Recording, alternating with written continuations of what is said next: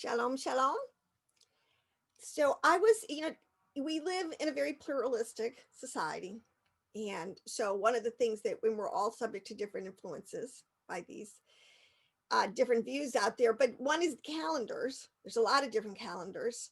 And we are at the end of like quote unquote 2020, our Gregorian calendar that much of the secular world, well, the whole secular world kind of revolves around. So the end of the year, making your your predictions, or you're summing up your year, or giving, what you think the future will be. So that's a very common thing to be doing.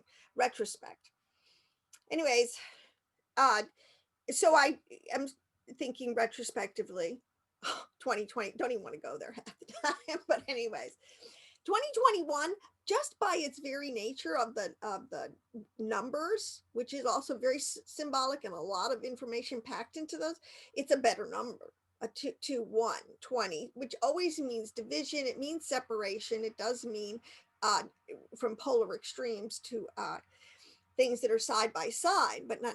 This is so that's this year has been kind of like that.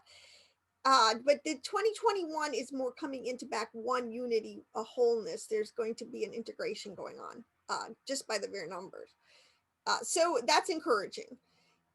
But we're still in these 20 at the decade. See that this is a decade of the 20. So there is still going to be a great separation going on overall, because it is the time of the separation of the wheat and the goat, the wheat and the tares, the goats and the sheep. This is a real, these archetypes are so real and are perfectly adequate to explain.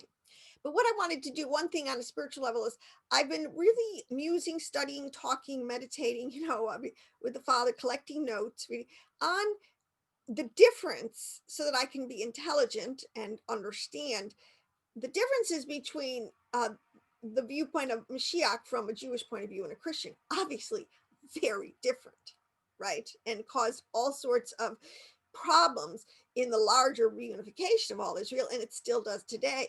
But so I've been trying to really understand what the different positions are.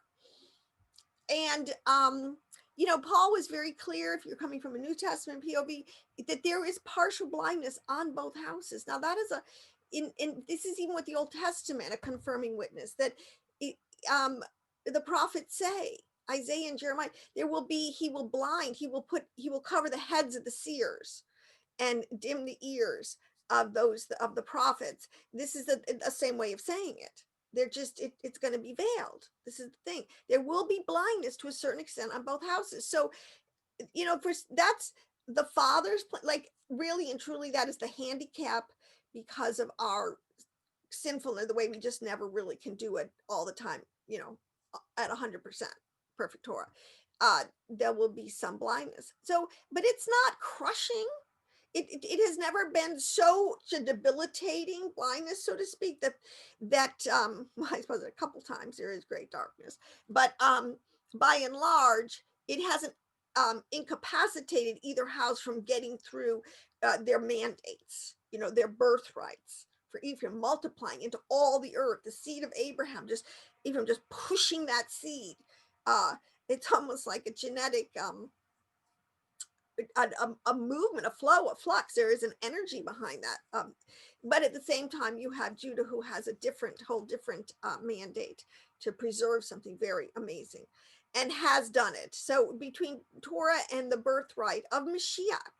So what I want to say is, again, back to Mashiach, we're going to have a Messiah ben David, most people, return of the king. This is pretty well established definitely in Jewish eschatological understanding, and many Christians, because they got the first coming and the second coming, and he comes the second time as king. He's not a suffering servant the second time. That's very clear. So how do we have to meld these two?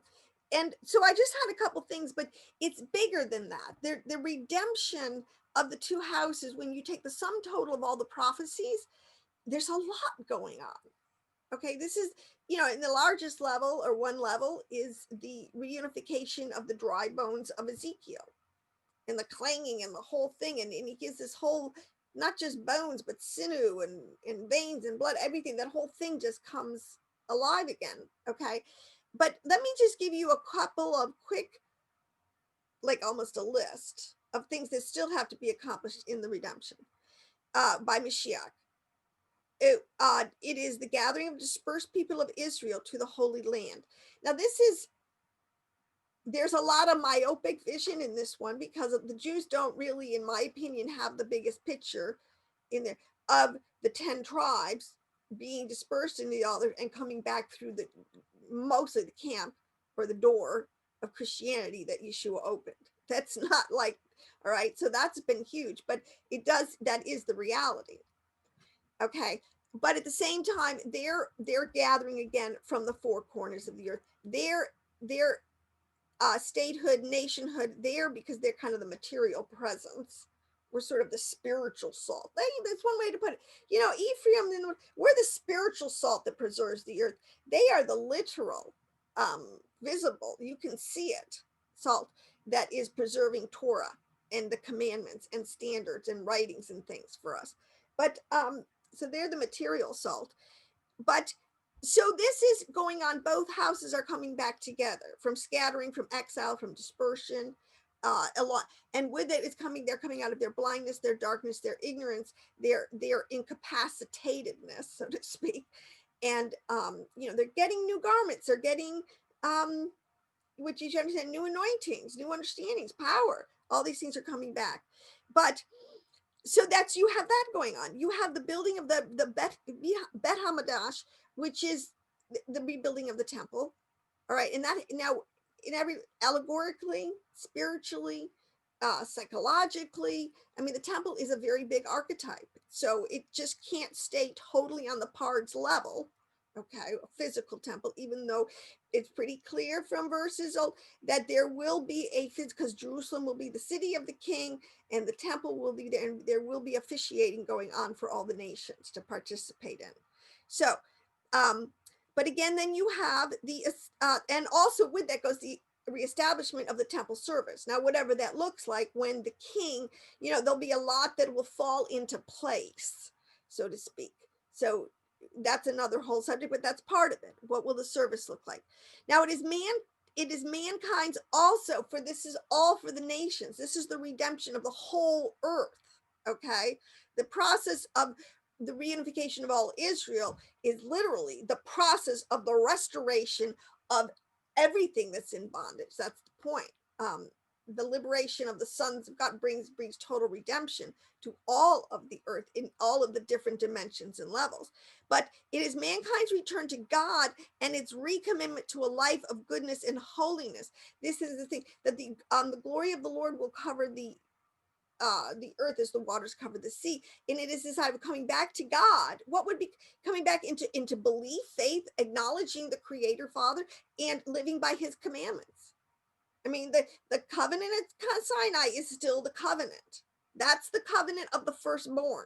That is the covenant of the firstborn. You don't get into the first unless, see, and this is again when we get into Ephraim's, where I want to show how they have been blinded and why they're called idolaters by Jews in terms of what we do with this son of God, so to speak, or this Mashiach figure. Okay. And they have very legitimate theological issues, and I get it now. So I want to talk about that. But be that as it may, we're talking about there will be this whole a great awakening in all the earth, and people will choose righteousness, and then those who don't will be now eliminated, destroyed, will be cut off. But then you got to, okay, we have to, what does that mean? All right, because when you're in the world of polemics, which is where we are not in physical, all right, nobody's advocating actual physical violence at this level.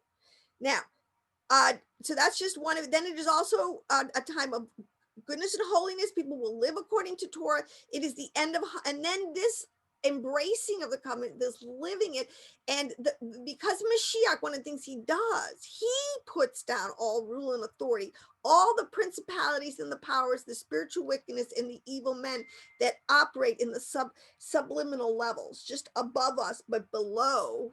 I mean, if you understand in the tree of life, okay, there's just a 2 or 3 dimensions where really we're fighting this huge spiritual battle, but we can't. We got to fight it and we got to win it. All right. So it is, So it's the removal of evil from, so it's the end of hunger, war, jealousy, greed, and all these things that dog us. This inability to have a paradise because we can't get past ourselves and our own evil inclination. And we can't, most of the time, police it enough to keep the majority of the people safe and secure, which is what Israel, one of their roles was supposed to be. Okay, but we'll come back to that. It's it so it is the removal of evil from the heart of man and suffering from God's world. And this gets in because of the curses. See, we're all under the curses in the sense of we live in a fallen world that has a lot of bad energies in it. And we have to always be on guard. And Torah is our safety net. Let me just in if you understand, for those who are long who understand the prayer, the Avodah, which is a beautiful prayer, a daily Jewish prayer for truly Orthodox, and but there's a part in there where almost like the Tetragrammaton is broken down into they pray our Melech, our Osir, our Moshiach, and our Megan, meaning our King, our Helper, Yod He, our Mashiach, our Savior. The Son is the Savior, and our Megan, our shield. See, this is, but then that's a whole kind of concept. We understand there's a shield of David, there's a shield around us, but there's a lot more understanding to it in the Jewish writings. So, but what I want to say is all of this knowledge, this understanding, and will come back and just transform how people interact with each other, how they interact with God, how they interact with themselves, so to speak. All right. This will bring about a transformation.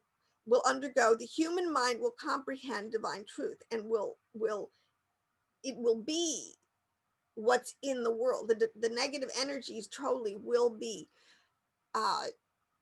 exposed, and nobody will, well, there's a lot going to that. It would be swift judgment, in other words. Okay, that's the ruling with an iron fist. There's a lot of more words iron coded to Guevara, but whatever. So this is another when Paul states in the New Testament, see, one of the things that it's hard to really kind of wrap our mind, my problem with sometimes with the way the church or Christians do the end times and put Mashiach in it, it's two parts. It's too just on this kind of like iron-cut literal level without understanding the deeper psychological and the deeper spiritual transformation that's going on. And it's like anything, it's once you reach a certain point, anything, it changes. States of matter change all the time, depending on certain things that are going on. So this is why, so we're coming into this place. Yeah, things are heating up, a great fire. These things there's going to be so much pressure, so much tribulation, so much change, so much chaos, so much, and they might use the word wind and the storm and the whirlwind and the famine and the pestilence. But these are kind of like just your worst case scenario of negative energies that could come over a situation. Okay, and on so many levels. Okay, I don't want to get lost too, but my other point I wanted to say is,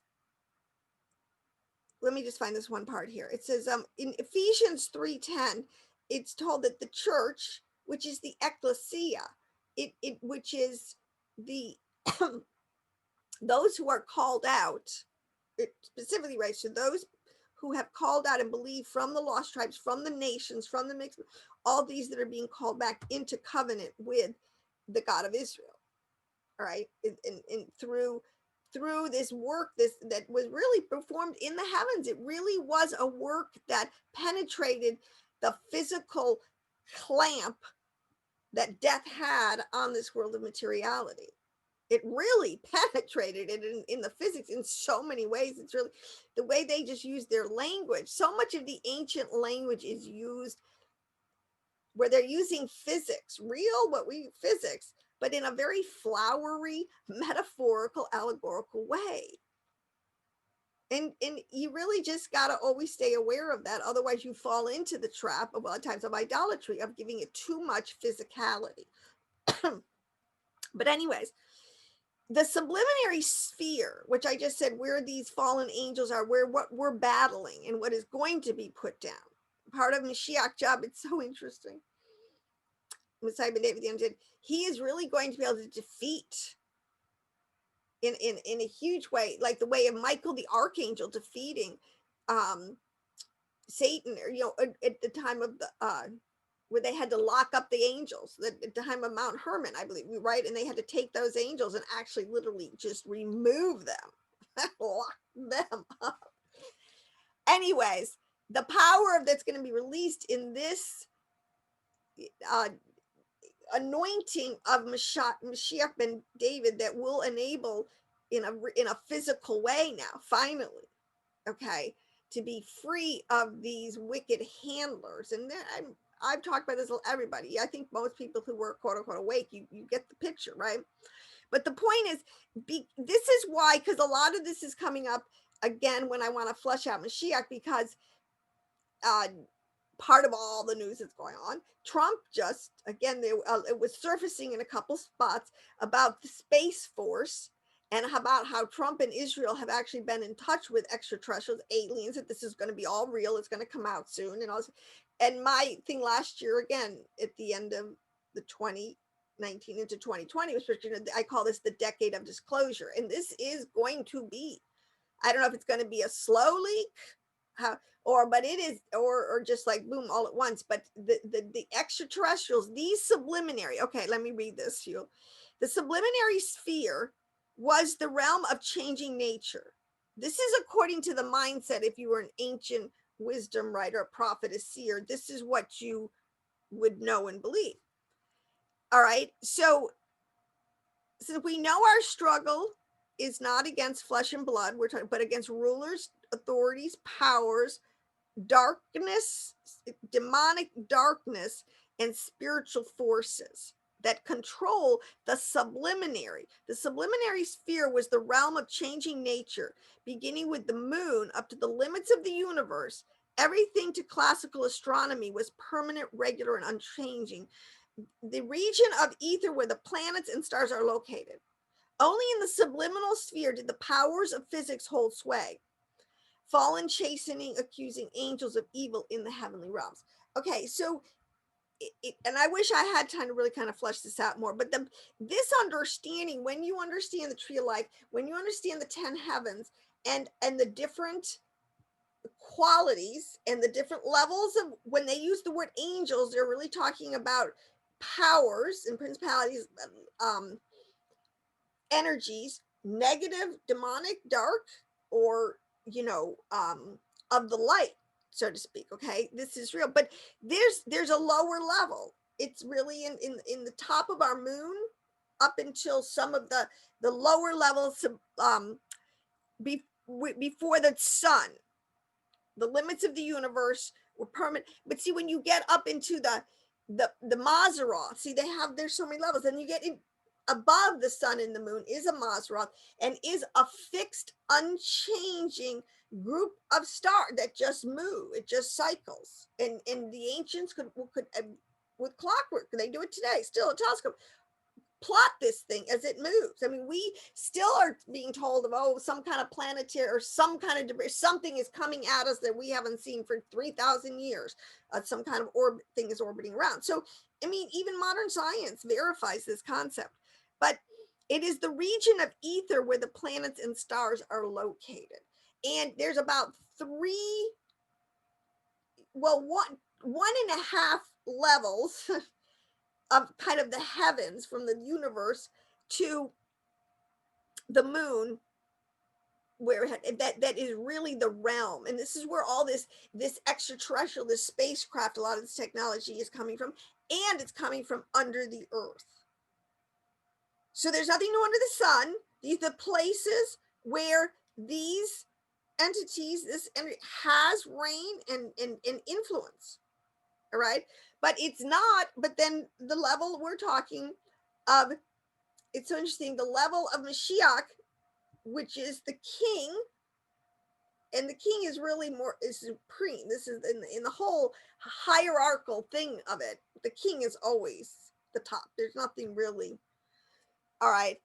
So this is the rule that's coming, a final, total, complete rule, a king, and then his kingdom being established.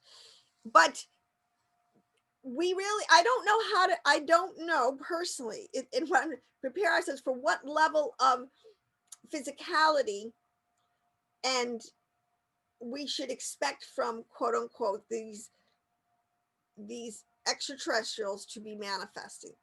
And the flip side is we have to understand what's going to get even more confusing is there are going to be angels of Elohim. Adonai Sabaoth will have his angels, and it's biblical, will manifest, will work, will do things, will have phenomena. This will be going on, and more of a fallen side. So that is part of it. But I absolutely believe that understanding the role of Mashiach, Messiah ben David, who at this point will be a real a real embodied person. Messiah ben Joseph was a real embodied person. I absolutely believe Jesus was real. Yeshua was an actual, no reason to believe that this king will not manifest in an absolute boots on the ground way. So I guess this is the thing is we have to somehow take the Jewish concept or the Christian one where he returns from the air, which is not outer space, and so where he returns and where he fights and is victorious over his enemies. See, there's a lot of kind of almost either or when you depending on which Messiah you have and which eschatology you follow.